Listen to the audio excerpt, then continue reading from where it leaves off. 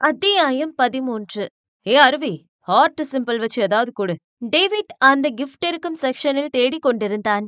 டேய், அதெல்லாம் பழைய மாடல். அதனால தான்டா இன்னும் நீங்க ஒரு லவ் கூட செட் ஆகாம சுத்திட்டு இருக்கீங்க. Waste fellows. சந்தடி சாக்கில் அவர்களை அசிங்கப்படுத்தினாள் அருவி. அடியே, அமையாம இல்லடி. நீ எங்கடி அம்மைய விட்ட? நம்ம கேங்குக்கு லவ்வே வரக்கூடாதுன்னு சொல்லி சொல்லி எங்க எல்லாரையும் சிங்கிளா சிங்கடிக்க வச்சுட்டு இன்னைக்கு நீ மட்டும் லவ்ல விழுந்து வெறித்தனமா கிஃப்ட் தேடிட்டு இருக்க. யானைக்கு ஒரு காலம் வந்தா பூனைக்கு ஒரு காலம் வராமலா போகும்? அருவி சிறிதாய் சிரித்துக் கொண்டவள் யதார்த்தமாக அந்த பக்கம் திரும்பும் பொழுது அங்கு கண்ணாடியில் செய்யப்பட்டு ஜொலித்துக் கொண்டிருந்த தாஜ்மஹால் அவள் கண்களில் பட்டது. ஏனோ அதை பார்த்ததும் அவளுக்கு பிடித்து விட்டது. நான் செலக்ட் பண்ணிட்டேன். அந்த தாஜ்மஹாலை எடுத்து அவர்களிடம் காட்டினாள். How's it? அவர்களும் அசந்து விட்டார்கள். ஹே மச்சி, ஹாசம்! அருவியா கொக்கா? உனக்கு மட்டும்தான் இந்த மாதிரியெல்லாம் சிக்கும் போல. நல்லா இருக்குடே. இத மட்டும் குடுத்தான்னு வை, ஆள் கண்டிப்பா விழுந்துருவான். ஏய், மரியாதை. விழுந்துருவான் இல்ல விழுந்துருவார். திருத்தம் செய்தவளை வினோதமாக பார்த்தார்கள் அவள் நண்பர்கள். இருந்தாலும் கொஞ்சம் டூ மச்சா தான் இருக்கு. கோரஸாக சொன்னார்கள். இருக்கணும்ல. ஆனா இது மட்டும் பத்தாது. அவருக்கு ஒரு ஷர்ட்டும் வாங்கணும். வாங்க போலாம். அவர்களை ஜென்ஸ் செக்ஷன் பக்கம் அழைத்து சென்றவள் அவனுக்கு தேடி அலைந்து ஒரு சட்டையும் வாங்கினாள். இது அவருக்கு கண்டிப்பா அழகா இருக்கும். கண்ணாலே அவனுக்கு போட்டு பார்த்தபடி சொன்னாள். மச்சி, ஆனாலும் கொஞ்சம் முத்துன மாதிரிதான் இருக்கு. கொஞ்ச நாள்ல எப்படி ஒருத்த மேல இந்த அளவுக்கு காதல் வர முடியும் ஒருத்திக்கு? அதுவும் நம்ம அருவிக்கு வந்ததுதான் ஆச்சரியமா இருக்கு. அவ்வளோ பைத்தியமா இருக்கா அவன் மேல. அவர்களுக்கு அவளை பார்க்கும் பொழுது வியப்பாகவும் அதே சமயம் கொஞ்சம் பயமாகவும் இருந்தது. எங்கே அவன் அருவியின் காதலை ரிஜெக்ட் செய்து விட்டால் அவள் மனம் உடைந்து விடுவாளோ என்று. ஓகேடா, இத போய் நீங்க பில் போடுங்க. நான் என் அண்ணாவுக்கு ஏதாவது வாங்கிட்டு வந்து தரேன். பாத்தியா, காதலன் வந்ததும் அண்ணாவை மறந்துட்ட. அவருக்கு அப்புறம் தான் உனக்கு அண்ணா ஞாபகம் வர்றாரு. டேய், எனக்கு காதலன் மேல பைத்தியம்தான், இல்லன்னு சொல்லல. ஆனா என் அண்ணாவுக்கு முன்னாடி எனக்கு எதுவும் முக்கியம் கிடையாது. புரியுதா? ஓவரா பேசாம சொன்ன வேலைய செய்ங்க. நான் என் அண்ணாவுக்கு ட்ரெஸ் எடுத்துட்டு வரேன். நம்ம பார்க்கிங்ல வந்து மீட் பண்ணலாம். போங்க போங்க என்று அவர்களை அனுப்பி வைத்தவள் அவள் அண்ணனுக்கு ட்ரெஸ் எடுக்கலாம் என்று அந்த பக்கம் கிளம்பும் பொழுது யாரோ சில மர்ம நபர்கள் அவளை பின்னால் இருந்து மயக்கம் செய்து கடத்தி சென்றார்கள். அருவியின் நண்பர்கள் அதற்கு பில்லிங் செய்துவிட்டு அவளுக்காக நீண்ட நேரமாக காத்திருந்தவர்கள் அவளை காணாமல் அவள் போனுக்கு தொடர்பு கொண்டார்கள். ஆனால் அதுவோ சுவிட்ச் ஆஃப் என்று வரவும் அவளை தேடி சென்றார்கள். அதே சமயம் தன் கண்களை சிரமம் கொண்டு திறந்த அருவி அவள் இருந்த பிரம்மாண்டமான வீட்டின் ஆடம்பரத்தை பார்த்தபடி நெற்றியை பிடித்துக் கொண்டு மெல்ல எழுந்து நின்றாள். இது என்ன இடம்? நான் எப்படி இங்க வந்த? தலையை பிடித்து கொண்டவளுக்கு அவள் முன்னே இருந்த மர நாற்காலியில் கால் மேல் கால் போட்டு அமர்ந்திருந்த சந்தோஷை பார்த்ததும் முதலில் அடையாளம் தெரியவில்லை. ஆனால் அதற்கு பின்புதான் அவன் யார் என்று அவளுக்கு புரிந்தது. நீங்க என்ன மறந்துட்டியா அருவே? நான் தான் சந்தோஷ். அன்னைக்கு காலேஜ் கலவரம் ஞாபகம் இருக்கு. ஆமா, நான் இங்க எப்படி வந்தேன்? இது என்ன இடம்? இது என் வீடு. சாரி, நம்ம வீடுதான். நான் தான் என்னோட ஆளுங்கள வச்சு உன்னை தூக்கிட்டு வர சொன்னேன். அருவி மெல்ல எழுந்து நின்றால் தடுமாறியபடி. தூக்கிட்டு வந்தியா? ஏன்? உன்னை பார்க்கத்தான். உனக்கு தான் காலேஜ் முடிஞ்சு போச்சுல. முன்னாடியெல்லாம் அந்த காலேஜ் பக்கமா வந்து நின்னு உனக்கு தெரியாம உன்னை சைட் அடிப்பேன். ஆனா இப்ப காலேஜ் ஓவர். உன்னை பார்க்க முடியல. அதான் ஒரு மாதிரி இருந்தது. பசங்கிட்ட சொல்லி உன்னை தூக்கிட்டு வர சொன்னேன். சரி, நான் ஒருத்தன்.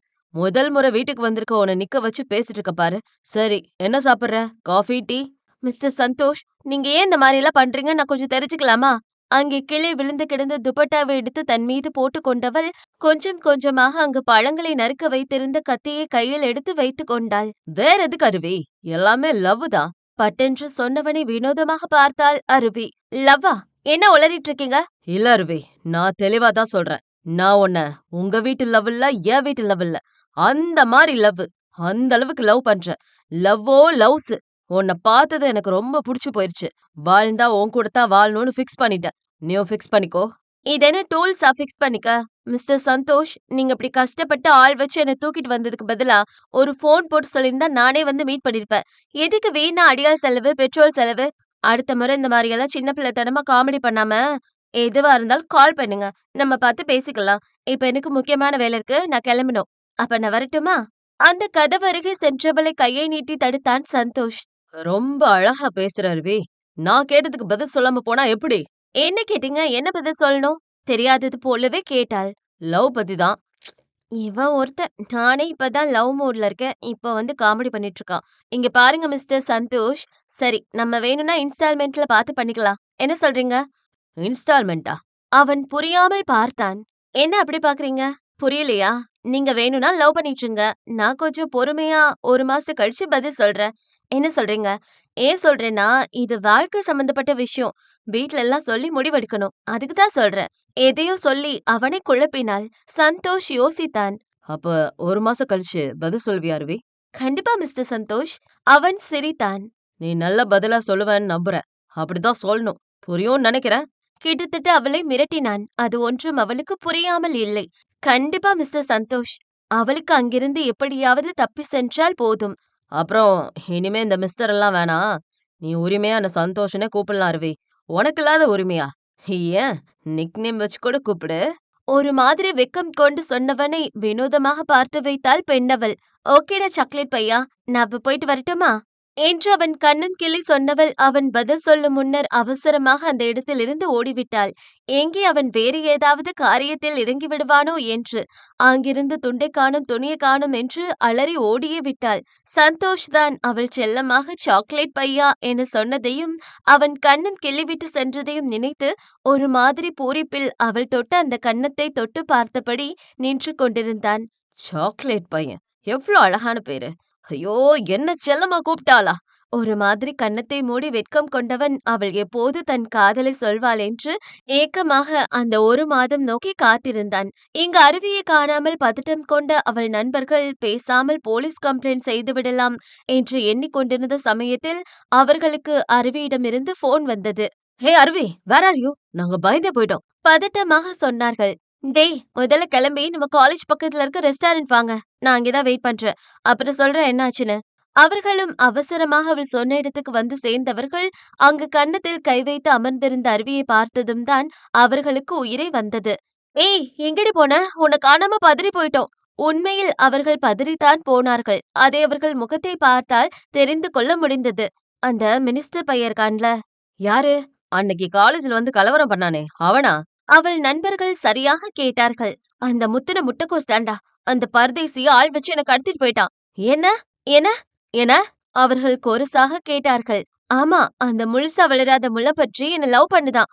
என்ன பார்க்கணும்னு ஆள் வச்சு கடத்திட்டு வர சொல்லிருக்கான். அவன்கிட்ட இருந்து தப்பிச்சு வரதுக்குள்ள எனக்கு போதும் போதும்னு ஆயிடுச்சு. ஏய் அருவி, என்ன சொல்ற? நீ அவன சும்மாவா விட்டுட்டு வந்த? 4 போடு போட்டிருக்க வேணாமா? அட போடா, நீ வேற. நான் எந்த கத்தி எடுத்து அவன குத்திடலான்னு தான் ட்ரை பண்ணேன். ஆனா ஒரு நிமிஷம் அவன் இடுப்புல சொருவியிருந்த துப்பாக்கிய பார்த்ததும் அந்த பிளான மாத்திக்கிட்டேன். நான் அந்த மாரி ஏதாவது பண்ணியிருந்தா யோசிக்காம என்ன சுட்டிருப்பான். அது மட்டும் இல்ல, நான் தனியாளா இருந்தேன். படத்துல வர மாரி அவன அடிச்சு போட்டு என்னால வர முடியாது. ஏன்னா என்ன ஆள் வச்சு கடத்திட்டு வந்திருக்கான். நிச்சயம் அவங்க எல்லாரும் என்ன சும்மா விடமாட்டாங்க. நான் ஏதாவது ரிஸ்க் எடுத்து அவன் பாட்டுக்கு மைண்ட் அப்செட் ஆகி என்ன ரேப் பண்ணிட்டா என்ன பண்றது? அதான் பேசாம 1 மாசத்துக்கு அப்புறம் முடிவு சொல்றேன்னு சொல்லி தப்பிச்சு வந்துட்டேன். அப்போ 1 மாசத்துக்கு அப்புறம் அவன் வருவான். அப்ப என்ன பண்ணுவ? நான் என்ன முட்டாளா? நம்ம தான் இன்னும் 1 வாரத்துல ட்ரெய்னிங் போயிருவோம்ல. அப்புறம் எப்படி அவன் என்ன பாப்பான்? அது மட்டும் இல்ல, நான் 1 வாரத்துல கமிட் ஆயிடுவேன். அப்புறம் அவனே தேடி வந்தாலும் தைரியமா சொல்வேன். நான் ஆல்ரெடி மிங்கிள் ஆயிட்டேன்னு. அப்புறம் அவனால என்ன ஒண்ணும் பண்ண முடியாது. எல்லாமே பிளானிங் தான் தம்பி. அது சரி. அப்போ உனக்கு எங்க ட்ரெய்னிங் போட்டிருக்காங்க? அது என்னமோ மதுரை பக்கம் இருக்க ஒரு கிராமத்துக்கு பக்கத்துல ஒரு ஹாஸ்பிட்டல். அப்படிதான் நெனைக்கிறேன். அது பேரு மறந்து போச்சு. ஏண்டி, எல்லாரும் சிட்டி பக்கம் கேட்டு வாங்கியிருக்காங்க. ஆனா நீ மட்டும் ஏன்டி வில்லேஜ் பக்கம் வாங்கியிருக்க? எல்லா வசதியும் இருக்கவங்களுக்கு போய் சேவை செய்யறத விட, எந்த உதவியும் இல்லாதவங்களுக்கு தான் சேவை செய்யணும். காலேஜ் படிக்கிறதுக்கு முன்னாடி மட்டும் நான் சேவை செய்யணும்னு சொல்ல வேண்டியது. அப்புறம் டிகிரி வாங்கிட்டா உடனே பணத்த பார்த்து மனசு மாற வேண்டியது. நான் எப்பவும் ஒரே மாதிரி தான். ஓஹோ! சேவை மனப்பான்மையா? சரி, அப்போ 1 வீக்ல கிளம்புறியா? அண்ணன் எப்படி உன்ன விட்டு இருக்கும்? அருவி முகம் மாறியது. எனக்கும் அதான் தெரியல. நான் எப்படி அண்ணன விட்டு இருக்க போறேன்னு. அண்ணன் வெளிய போக ஒத்துக்காது. எப்படியாவது புரிய வைக்கணும். இப்ப தமிழ் சார் கிட்ட எப்போ உன் காதல சொல்லப் போற? ஊருக்கு போற அன்னைக்கு தான். அதை சொல்லும் பொழுதே அவள் முகத்தில் அத்தனை சந்தோஷம். ஆனால் பெண்ணவள் அறியவில்லை அந்த ஊரில் அவளின் வாழ்க்கையே தலைகீழாக மாறப்போகிறது என்று. அத்தியாயம் 14. மீனாட்சிக்கு நிச்சயம் முடிவு ஆனதும் வீட்டில் அத்தனை பேருக்கும் சந்தோஷம். ஆனால் அவளால் அப்படி இருக்க முடியவில்லை. அவளுக்கு கல்யாணம் பற்றி எல்லாம் எந்த ஒரு சிந்தனையும் இல்லை. அவள் எண்ணம் எல்லாம் எப்படி மாறனை பழிவாங்குவது என்றுதான். அவள் ஒரு ஆசிரியை. இந்த பழிவாங்கும் உணர்ச்சியெல்லாம் இருக்கக்கூடாது என்று குழந்தைகளுக்கு கற்றுக் கொடுக்க கூடியவள். ஆனால் அவளே பழிவாங்க வேண்டும் என்று தீவிர திட்டம் தீட்டி ஒரு பிளானையும் போட்டுவிட்டாள். மாறன் அவன் கடையில் வேலை செய்து கொண்டிருந்தான். என்ன மாறா, இன்னும் கொஞ்ச நாள்ல அருவி பாப்பா ட்ரெயினிங் கிளம்பிருவாளே. எப்படி அவள விட்டுட்டு தனியா இருக்க போற?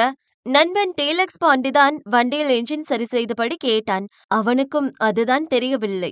அவ முகத்துல முழிச்சாதான் அந்த நாளே எனக்கு விடியும். தூங்குறதுக்கு முன்னாடி என் அம்மு முகத்த பார்த்தாதான் அந்த நாளே எனக்கு முடியும். அப்படி இருக்கும்போது எப்படி அவள விட்டுட்டு இருப்ப? ஒண்ணும் புரியல.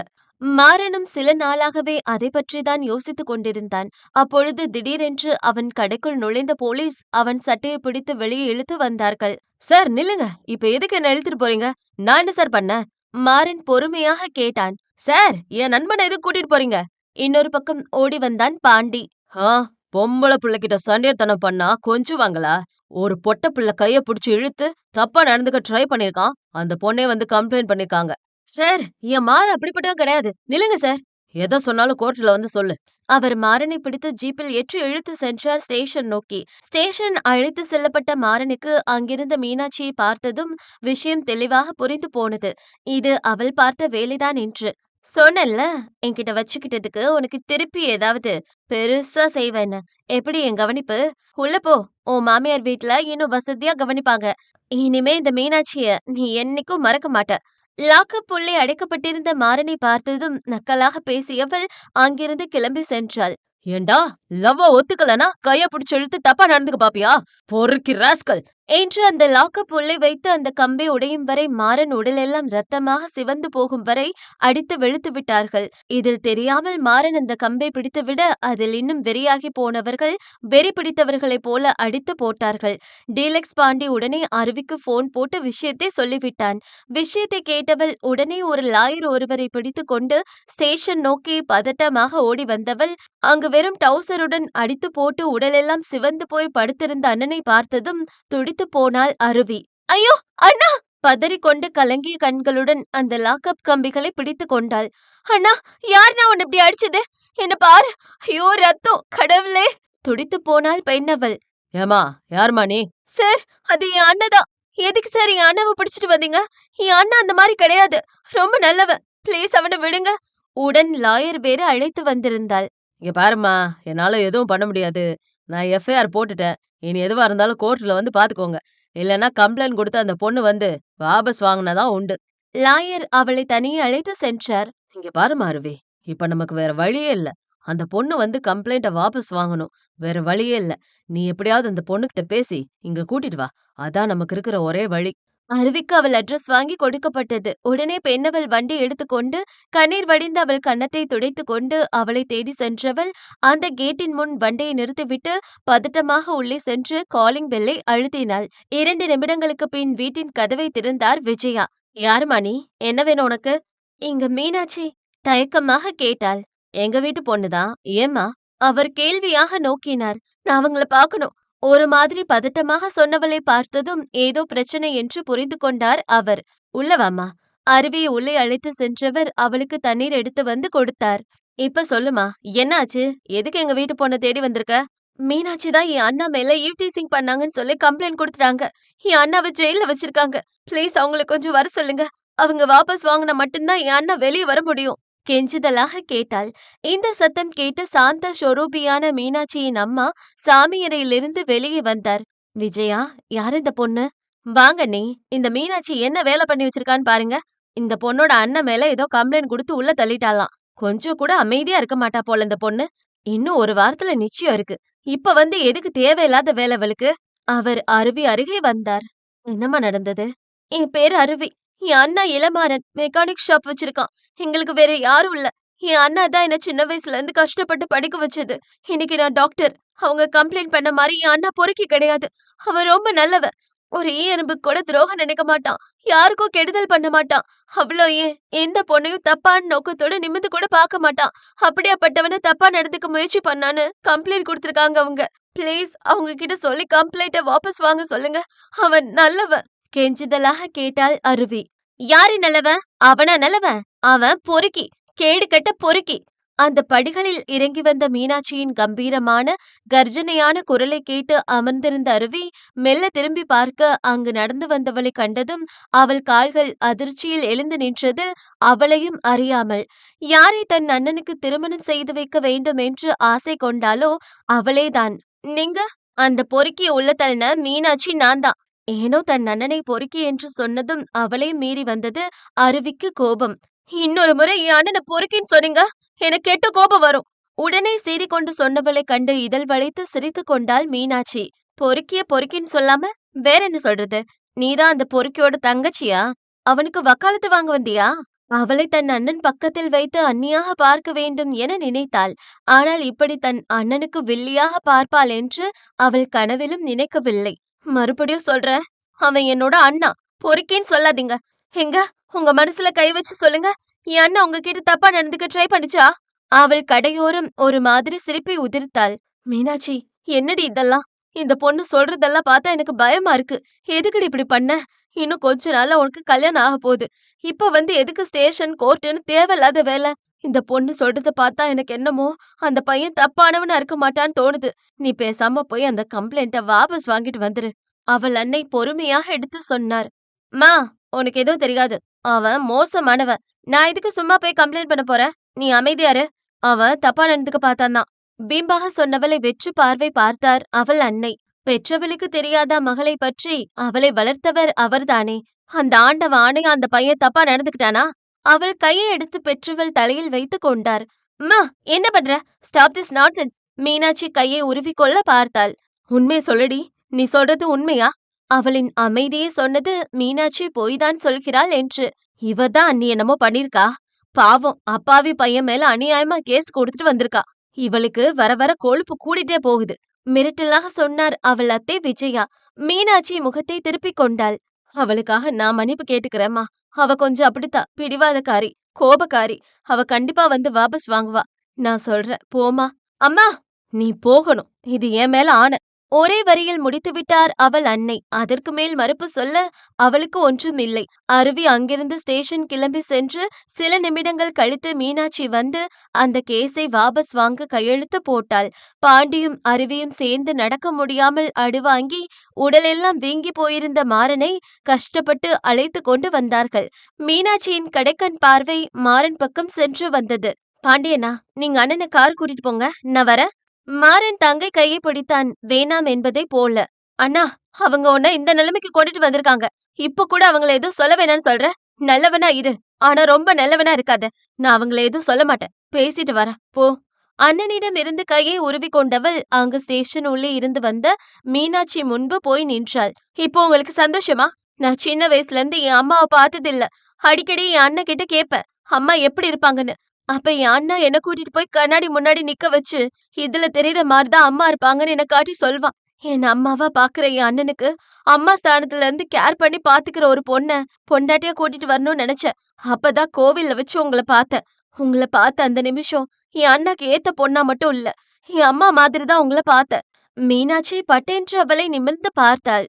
உங்களை என் அண்ணாவுக்கு கல்யாணம் பண்ணி என் கூடவே அம்மா மாதிரி வச்சுக்கணும்னு தோணுச்சு.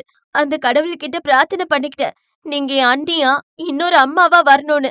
என் அண்ணா மேல ஒரு தூசி பட்டா கூட என்னால தாங்கிக்க முடியாது. அவனை நீங்க நல்லா பாத்துப்பீங்கன்னு நம்பி அன்னைக்கு கடவுள்கிட்ட பிரார்த்தனை பண்ணேன். ஆனா இன்னைக்கு என் அண்ணா சாகுற அளவுக்கு அடி வாங்க வச்சு உங்களை ஏன்டா பார்த்தோன்னு வருத்தப்படுறேன். உங்க இடத்துல வேற யாராவது இருந்தா இங்க நடக்கிறதே வேற. ஆனா உங்களை என்னால ஏதோ சொல்ல முடியல.